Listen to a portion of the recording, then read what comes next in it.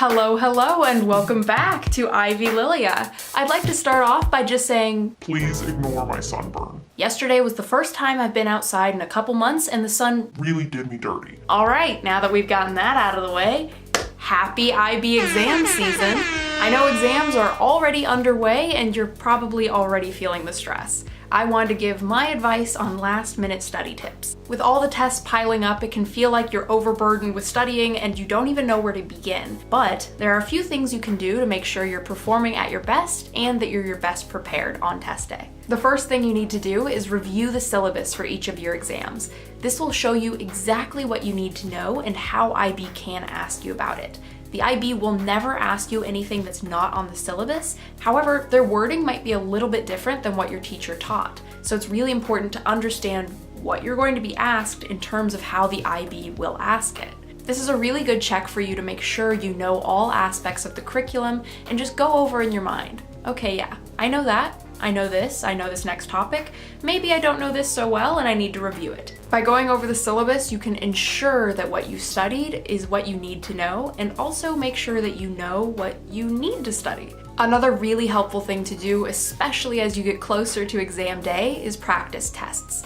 After doing a little digging online, you can find practice exams for pretty much any subject from any year. Doing practice exams, especially as you get closer to the real exam, is the best way to study because it's going to show you what the IB will ask you and how you need to answer it. Cramming can only get you so far, but actually sitting down in an exam-like condition and doing the exam will really help you further your knowledge about the concepts because you actually have to apply it and also review and make sure you know what you need to know.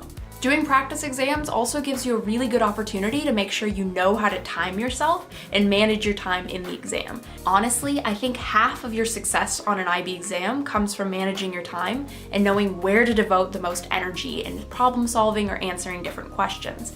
If you know how to do that from a practice exam, that's going to give you more marks than cramming all night would ever. Notice that cramming is not one of these tips. I think as you get closer to the exam, just trying to pile on more information is only going to hurt you. It's going to make you stressed out and it's going to make you feel incredibly overwhelmed. I think the best thing you can do is to review and do a little bit of active learning, such as doing the practice tests, but more than anything, just make sure you know what you know really well.